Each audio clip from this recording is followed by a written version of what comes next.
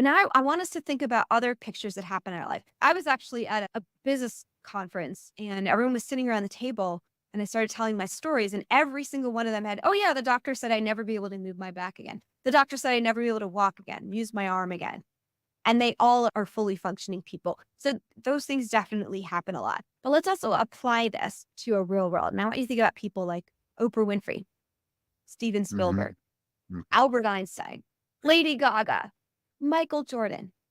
They were all told they didn't have what it takes in their field of expertise. But thank goodness they didn't listen because look at what they ended up creating and the Right, impact they've right, had right. on other people's lives. Roger Bannister, the first person to beat the 4-minute mile, how many coaches and doctors said it wasn't physically possible? How many Oh, people sure. have beat Yeah, it since him? yeah. You said something though that I want to just have you coach me on just a little bit. Earlier in the discussion of these how to overcome your roadblocks, you said her son came to her and said you had a choice. Do you think that's a good way to overcome roadblocks is to realize you have a choice in how this is coming together or a choice in how you're going to react? This woman went from almost dying and having no functioning of her body to starting to heal by simply having that mind shift, contrary to what the doctor said. How many times do we feel stressed because we think things are going to go in a certain direction and we don't realize, oh, maybe it can go in another direction? So it was a combination of both, wasn't it? Her taking the choice that she can go one direction, but deciding not to listen to what the conventional wisdom was. Yeah. And I want to say this tip because a lot of times people are also lazy or they're not as creative, they're not as out of box thinking.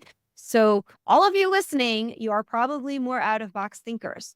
So, here's the deal when somebody gives you a no, do you just take it and walk away? No. You say, oh, what about this? Or what about this? Or what if we do it this way? Then could we get a yes?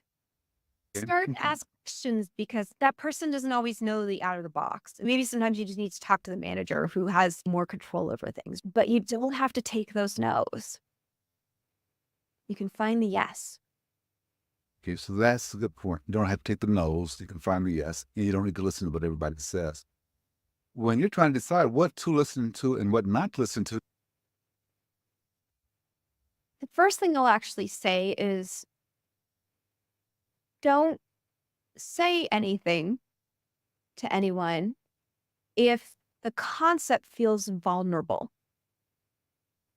so that you don't have to worry about what you're listening to, not listening to. You're just not hearing anything. You're hearing your own inner voice, which is the top thing to listen to.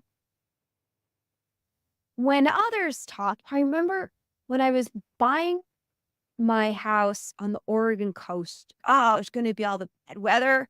And there's going to be more salt that you have to deal with and more mold. And I just went, oh, okay. So, how do we get around the weather? How do we get around the salt? How do we get around the mold? I'll just prepare instead of letting those things stop me. I'll just prepare and say, how do I work with those things? So, you can still listen to everything, but don't judge whether or not to move forward depending okay. on what people say.